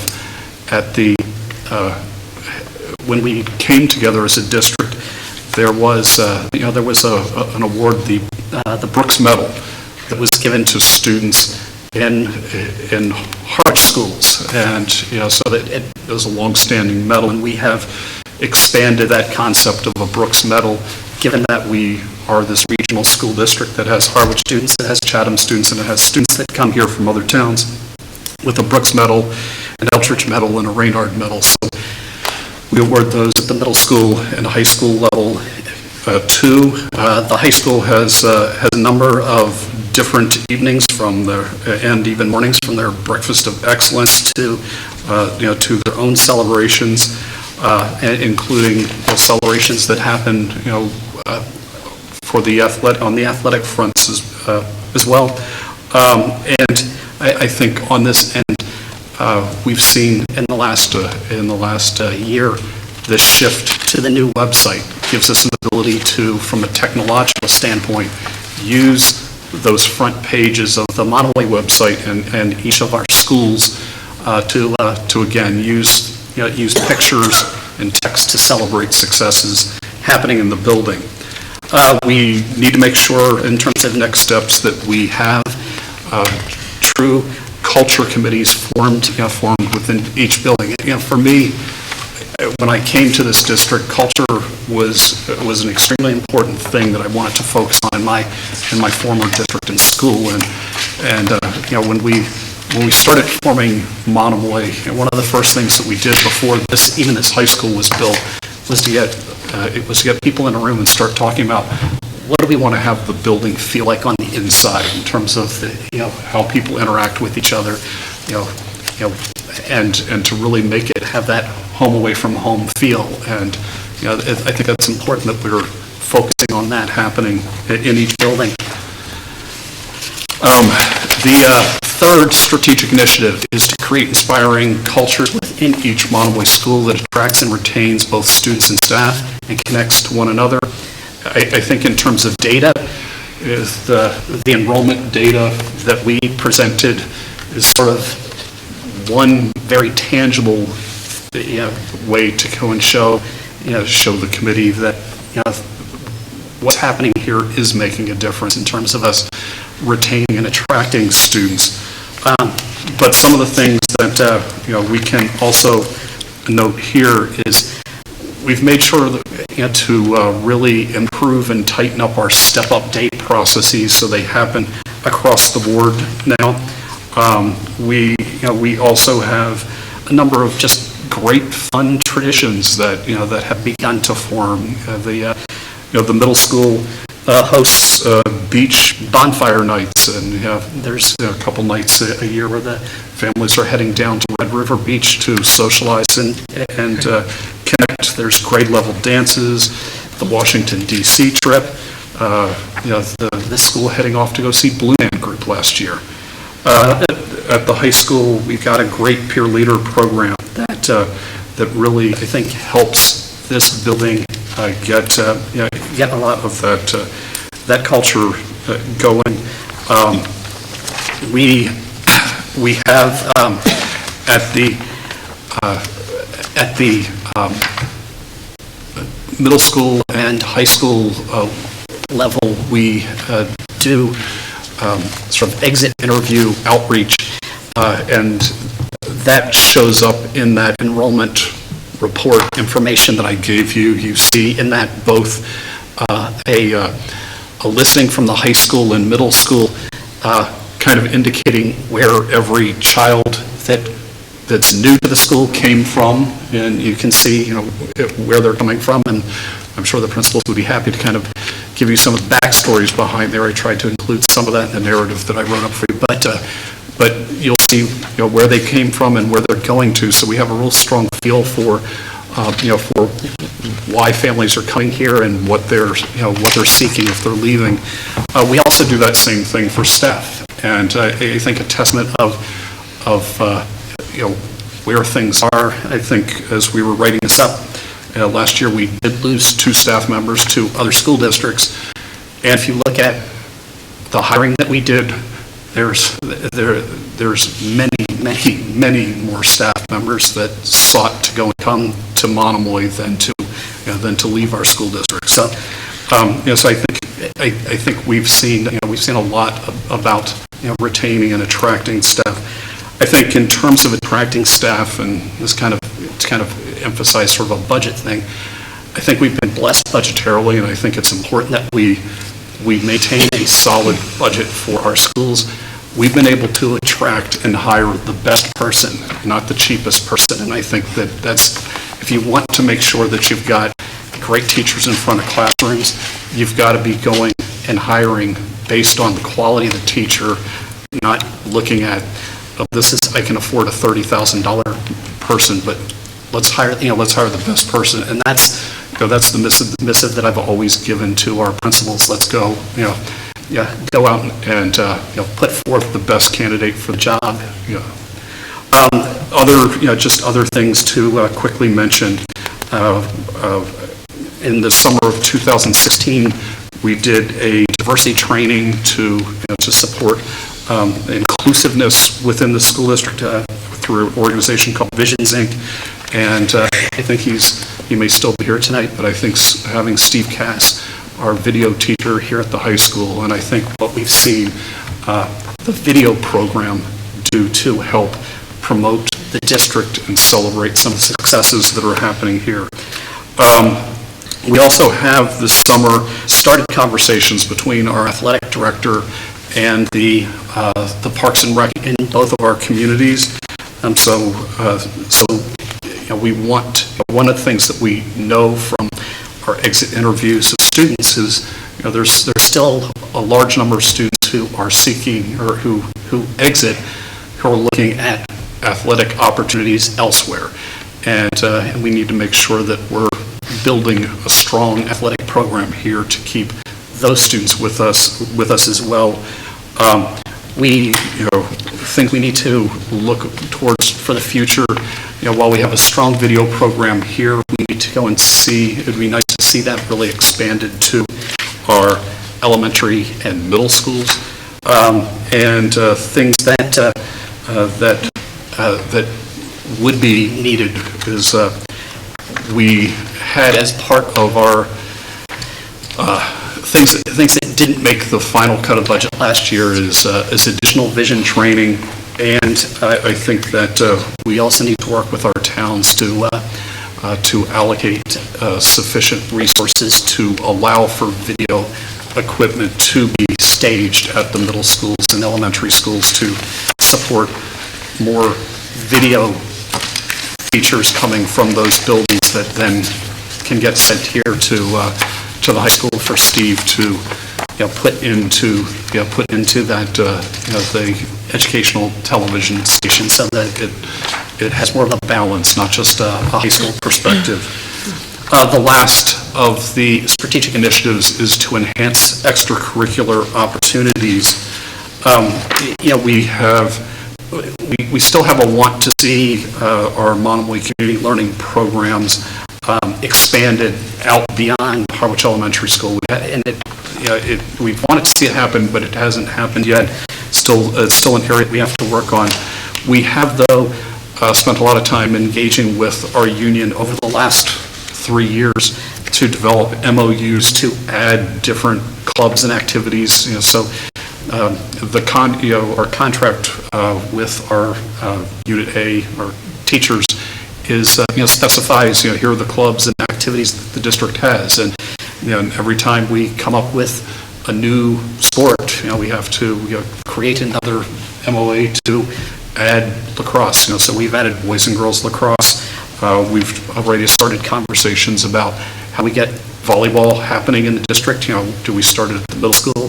So I suspect that in the next couple of years we'll see volleyball starting to proliferate here. At Chatham Elementary School, they did a great job of working with Teresa Malone and Monomoy Community Services to really put together a nice offering of clubs that are running after schools in that building. At Harwich Elementary School, Sam has worked with Ann Emerson and also with the rec departments and the PTO to get an array of clubs and activities going in that building. And again, some of this is trying to leverage the change in start times that we have to meet family needs, but also to provide opportunities for students to get into different enriching opportunities. At the middle school, we've seen over the last several years an expansion of teams and club offerings. There's 30 different clubs that have been offered in trimesters. There's been a 300% increase in club offerings at the middle school since the 2014-15 school year. They have intramural soccer, rollerblading, and all sorts of things that have been happening after school, and they're in the process too of trying to figure out, how much stuff do we need to run before school and how much after school with that time shift, because I think Mark would acknowledge that for some of the middle schoolers, they're still maybe a little on the early rising end of the spectrum, and for some of the others, the middle school is a tough age. They kind of span both sides of the start time debate, and they're trying to go and meet families in both areas. They've added interscholastic cross country as well there. The high school offers over 26 clubs and extracurricular activities. They've been really leveraging JAWSOM to get a lot of kids involved with a lot of different enrichment activities. And then, of course, you've seen Rose Richard come and talk about just the arts, the performing arts programs here, but there's also wonderful opportunities in the digital and more traditional arts as well. Things that we do, I think, still need to look at, and this is something as I get into talk with families in the month of October, is to really look at how the start time shift is going. What supports do families still need on the before school, after school end of things? And I think this is, we're all kind of learning that need together. We also, I think, need to look at the middle school level, how do we go and expand what happens in the winter? I think in the winter, I think it's tough at the high school too. Everybody gets confined indoors, and the gyms that you have are the gyms that you have, and you have to kind of keep stacking teams one on top of the other. So it's basketball, lots of different basketball teams. So again, this is one of those areas that I anticipate, just as we have been doing sort of a connection with our rec departments with regard to the middle school soccer program. I imagine that we'll be seeing more of that for the middle school basketball program. One last area that I do think that we need to look at, and I think this could be even a cost neutral thing, is I think it would be beneficial to our communities to add a halftime or a part-time weekend custodian to open our buildings and have them here. And I think last year we had Bobby Brackett come here and talk about the cost that it costs to use our facilities. And on my end, I want to see youth sports in here using the schools, the gym here at the high school, the gyms at our elementary schools. But to do that, somebody has to be opening the building and locking the building back up. And it's a cost that we keep sort of passing on to families in the custodial charge, whereas if we were to get a custodian who was a halftime custodian on the weekends, who could open up the buildings, make them available to the community, I think, again, if we want to expand opportunities, access to the gyms in the wintertime in particular is an important role there. And that does it. Any questions on objective number 4? I think our heads are still full of numbers from the band. Thank you, Ms. Carpenter. That concludes our update on the strategic plan, so we'll kind of finalize that in the next couple of weeks as well. The next on our agenda are the superintendent's goals for 2017-2018. Would somebody from the subcommittee like to briefly discuss our subcommittee discussion? No? Lovely. Okay, so the Superintendent Evaluation Subcommittee met last week, and Mr. Carpenter presented a draft of his goals for the upcoming school year, and I think it does a really nice job bringing in a lot of what the DESE brought up in their comprehensive report on the district. And actually, do you have a presentation of sorts to go through them, or do you want to? I can just quickly talk about them. So, long chart. Last year when Desi came in and I gave our little presentation here, there were 3 main things that the Department of Ed suggested we need to work on. The first is to continue to support Monomoy heading to become a data-focused school district, to make educational decisions based on data. So some of these goals try to accomplish or focus on that.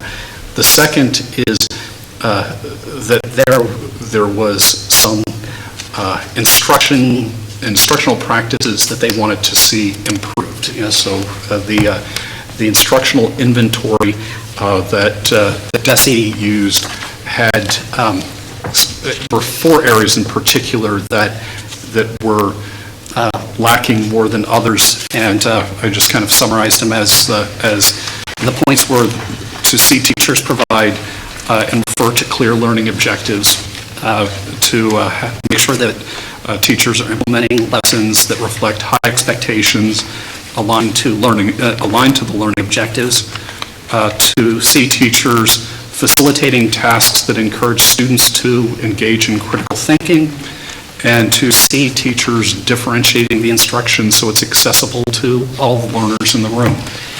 So there's a piece of these goals focused on helping the district move forward on improving teaching and learning with that specific focus.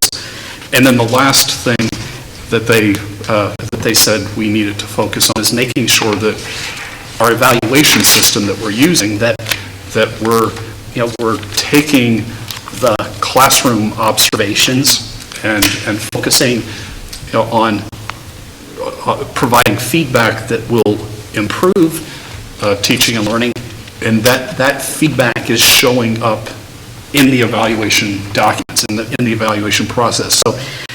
So towards that end, the 3 of the student learning and district improvement goals are all kind of tightly wrapped around that. So this summer, I put together a document, and I will fully admit that you'll go to a conference and you'll see somebody do something really well and say, hey, good idea, let's borrow heavily from that. And the Superintendent Waltham, Dr. Drew Eshelson, gave a presentation on how he was taking an approach to move Waltham Public Schools forward, and it really involves a superintendent getting into classrooms with his administrator on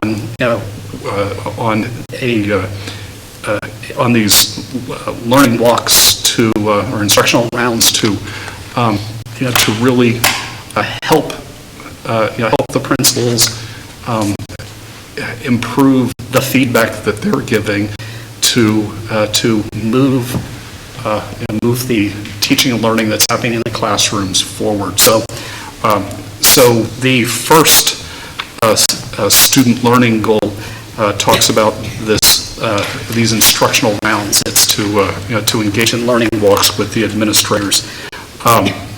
So there's a process that I kind of outlined in here where I'd be getting into classrooms, and not only myself, but Carla would be getting into classrooms, and Melissa. But this is at least written as my goal, what my piece of this would be doing, so that I'd be spending time with each of the principals, but also with each of the assistant principals, because the assistant principals are the ones that are observing half of our teachers, and to spend 3 times a year with each of our principals, going into classrooms and just having discussions about what we saw, and what sort of feedback could most help that teacher improve the learning happening in the classroom. The second piece of this deals with it would be the student learning goal number 2, really deals with leading the administrative team through a professional development focused on this instructional round process. And this past Tuesday, we had our first book group meeting where there's a book by Elizabeth City and some others called Instructional Rounds in Education: A Network Approach to Improving Teaching and Learning. And it really provides a roadmap about how to focus feedback on the tasks that are happening in the classroom. So, and in the first chapter of the book, and it talks about things like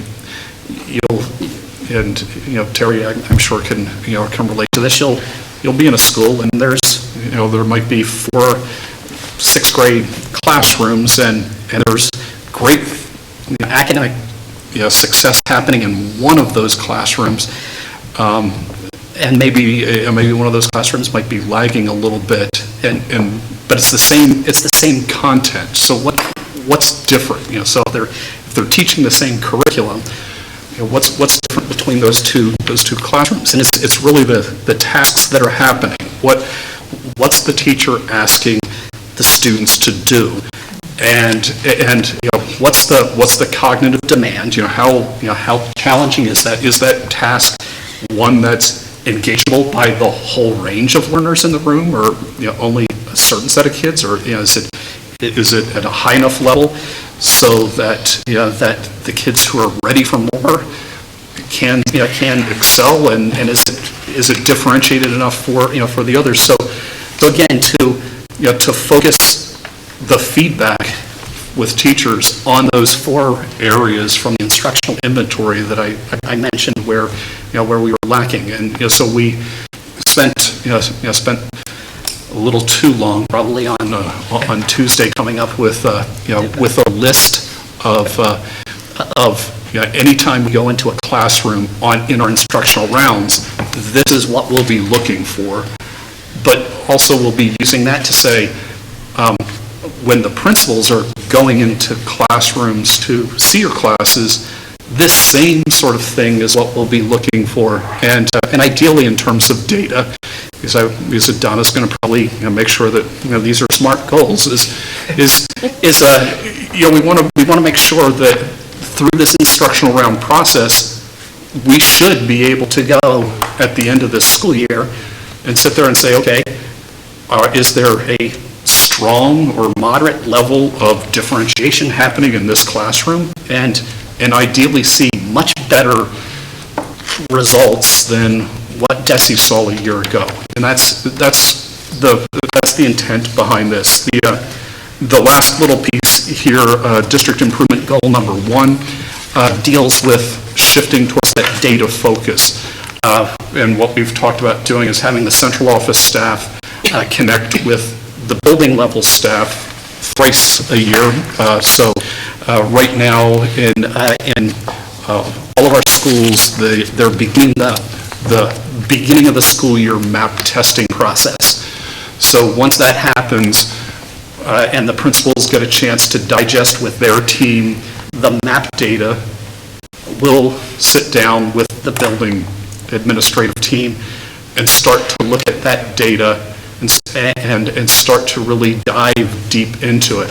And then come back at the end of the second round, the winter round, where you see the growth, and dive back into the data with the building level team. And again, follow that process at the end of the year. The other thing that we have tried to do in this is there's a packet in this that fleshes it all out. But there's an exercise that Tommy Chang and his crew in Boston Public Schools have been using to look at data, and so I have suggested to the principals that what I'd like you to do is take your school data, use this framework, and ideally take that data into your school council conversations, to have the school councils coming up with school improvement goals that are data focused, that do look at substantial data to say, here's where we'd like to improve. Last but not least, completely unrelated to any of that, the district improvement goal number 2 deals with engaging the community to ensure parents and staff and student voices help shape the future of our district. I think there are 2 fundamental things that we have to look at this year, both as a superintendent but also as a school committee. First half of the year, getting some feedback on the start time changes, but educating and hearing back from people on what I see as a long-term challenge at our elementary schools. And that kind of is, I got at it with the enrollment data. What if we look 6 years out at our elementary schools, what's the right thing for our 2 communities, given the direction that the demographic trends are heading for our elementary schools, so that we have the best system in place for our kids. In the spring, I think we'll have a second round of parent meetings, and the thing we need to focus on there is gearing up for that, that inclusive feedback for the next round of a strategic plan. So, but I think those are the two pieces where we're really going to need a lot of community input as the year goes on. Thank you. Questions on the goals that he presented? Ms. Stout? First of all, I'm thrilled that we're using the data that we were given by when they came in. This looks wonderful to have the administrators all sort of trained together. I was a little confused when you got some of these ands in here. It sounds like you and a principal or assistant principal, or like Melissa and a principal or assistant, not all the administration will be heading into we won't overwhelm a class, but the idea is to go in together as a pair, maybe sometimes a trio, and it's, I can say that prior to coming here as a superintendent, or in my former role when I was a superintendent, there were times I got to go in with one of my house-masters or a principal here in this district. But prior to that, my entire time as an administrator, it was a very lonely thing. You're going in by yourself. There's nobody else going in with you and bouncing off. What are you seeing? What sort of feedback? It's a chance to really hone the practice, and that's the intent here. Thank you. That's very good. Ms. Russell?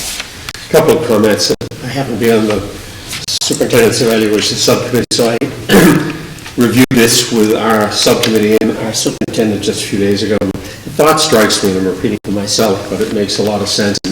In my experience, it really has allowed me to realize how less I did as a leader in school with this. I'd love to be able to read the opportunity of that Rounds book, because I think there's some skill points there for not only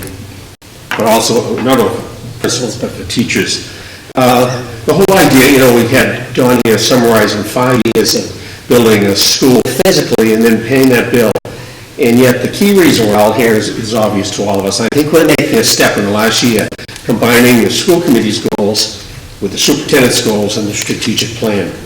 When the word grounds mentioned to me the other day during our superintendent evaluation subcommittee meeting, it struck me as a metaphor. Every once in a while you find yourself in a teaching hospital, and they have grand rounds, and that grand round brings the senior residents walking around with a chief, orthopedics or whatever it might be, once a week or whatever the frequency is. And the whole idea there, I think, beyond building each other's skills, is to bring commonness to all of those 5 or 6 or 7 to-be doctors on their own. And that's something in the past years in schools we were never able to do. I can recall, a fairly large school, building principal ended up being maintain that building, maintain climate generally and behavior. And very little did you have the skills to go into an individual classroom and spend the time necessary to become a hitting coach or a coach for that particular good teacher to become better. That grand round metaphor means as we get going, maybe next year or 2 or 3, it'll create a leadership unity along major scales and areas of growth. So when our principals and central office leaders begin to start to understand each other, is the point. And I said the other day, certainly the report from DES wasn't any promotional value for our school.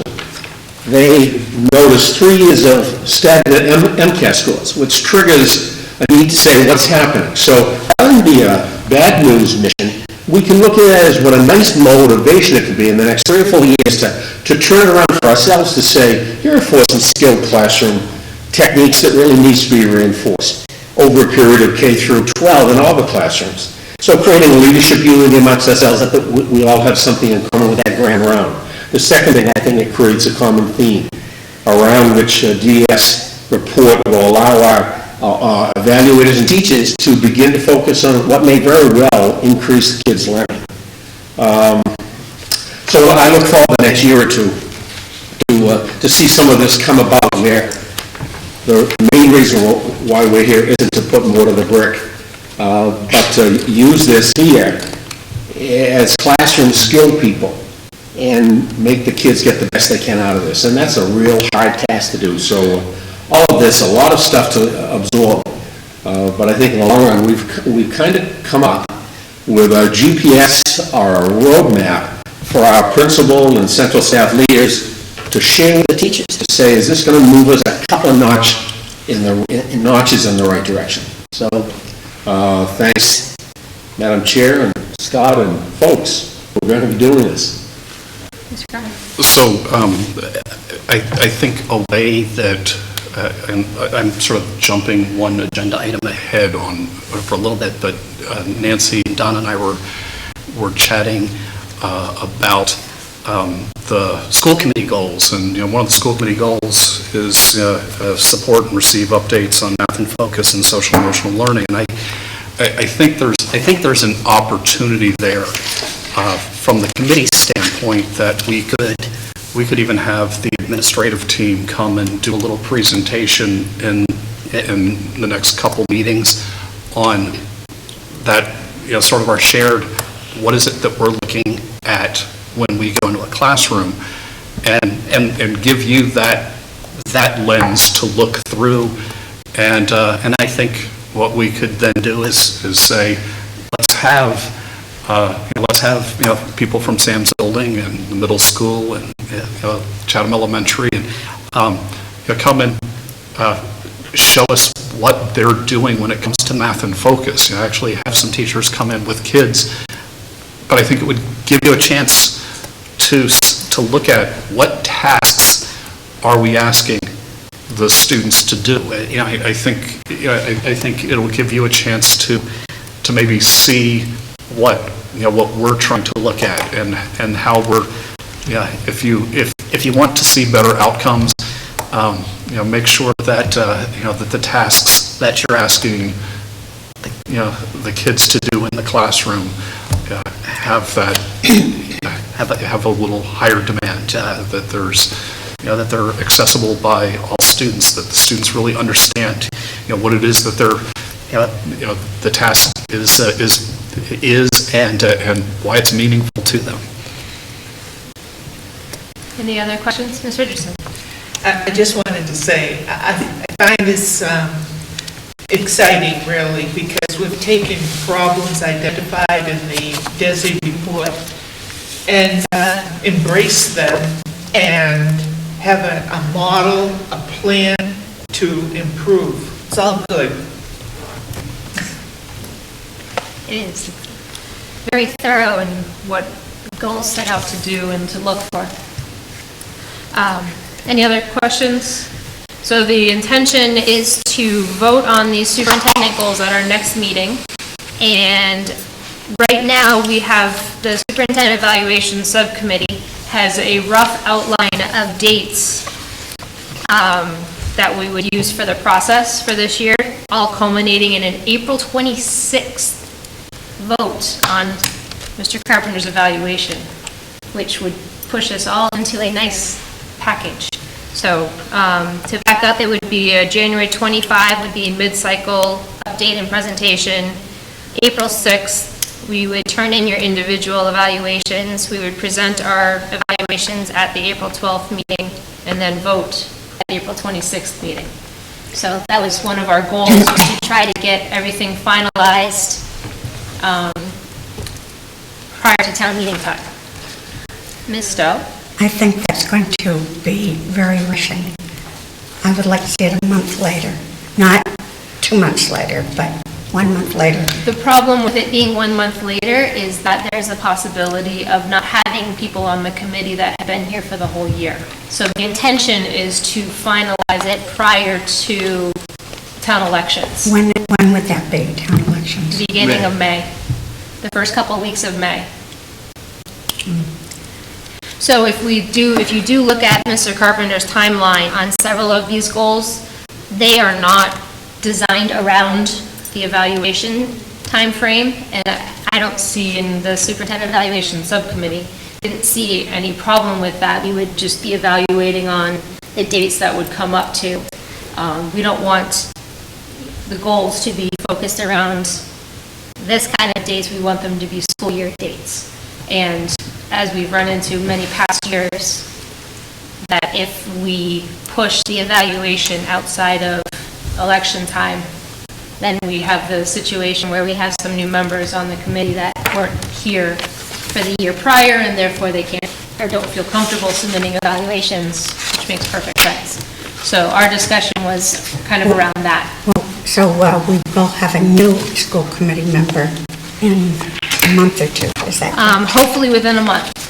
The intention is to have somebody on board before the second meeting in October, which would be prime time for them to be here for the whole time we evaluate. I see you thought this out very well. That's just me, it was the subcommittee. I'm just the one speaking because nobody else would speak up for me. Easy. So we'll look to vote on that at next meeting. And the next on the agenda is a discussion of the legal counsel. And several of us spent some lovely 3 hours in a room interviewing some attorneys because we have negotiations coming up with several of our units, and we felt that it was important to make sure that we had a strong legal counsel on board with us that would help us with that. So we had 3 different attorneys. We had Mr. Mark Terry from Merrick O'Connell, thank you. We had Roseanne DePietro from Long and DePietro, and we had Colby Brunt from Stoneman, Chandler, and Miller. And we had a great time with them, listening to them and their presentations, and had a long conversation as to we couldn't go wrong with any of them, pretty much. So I don't know if anybody would like to add anything so I don't have to keep talking of that experience. The 5 of us that were there? No, huh? All right, so I'll keep going. So we kind of came to a consensus that we would like to recommend Mr. Mark Terry from Merrick O'Connell. We just felt that he would understand where we're coming from and would be able to work with the leadership and on the other side, and we felt very comfortable with that. So, would they like to add any to that? Thank you. Commissioner Hall. One of the big selling points for Mr. Terry is he is actually a school committee member in his spare time. So he comes at all of this with both sides perspective. And he's been doing this for about 20 years on the school law and his main focus of expertise is in contract negotiations. So, because he brings a wealth of knowledge from both sides of the table, we felt that Mr. Terry would be a good choice for us. Not saying that Mr. Petro or Brunt lacked in any of their skills. They both presented very, very well and had great references. So it was a very hard conversation to have about who do you go with. So I would propose Mark Terry as our counsel for contract negotiations. Thank you. Second. Thank you. Discussion, Mr. Russell. Just to add to that, Nancy, so you're not out in a limb. Thank you. I commented last evening that the five of us had a pleasurable dilemma, that all three were highly qualified. Mr. Terry, I thought, as Steve said, comes with a wealth of 20 years of experience in municipal contract law, had a nice style, and most importantly, he committed himself personally to immediate responsiveness, not only the phone, the cell phone, our pre-meetings that we would have as we prepare for this next cycle of negotiations with the variety of units. So choice was difficult, but that's a good way to have a choice. Any further discussion? We do have a motion and a second on the table. Any other discussion? Okay. All those in favor? Aye. Any opposed? Any abstentions? That is unanimous. Thank you. All right, so then we move on to subcommittee reports. Didn't have any of those. We did our own report in the goals of the discussion section. And then we have superintendent's report. Mr. Carpenter. I think I've talked enough this evening. I didn't say that. All right, so then we move down to, we have one action item left, and that is looking for an approval of the 2017-2018 school committee goals that we discussed at our last meeting, and the only alteration was adding in, was a smart addition, to adding in a workshop with the boards of selectmen from Chatham and Harwich. So anybody like to make a motion for said goals? I move to accept the Monomoy Regional School Committee 2017-2018 goals as presented. Thank you. Second that. Thank you. Any further discussion on those goals? All right, all those in favor? Aye. Any opposed? Any abstentions? And that is unanimous as well. And that, my friends, we come to the end of our agenda. I move to adjourn. Second that. Thank you. All those in favor? Nobody can oppose and nobody can abstain. Yeah, right? Okay, that's unanimous as well. Good evening. Thank you. It's not bad.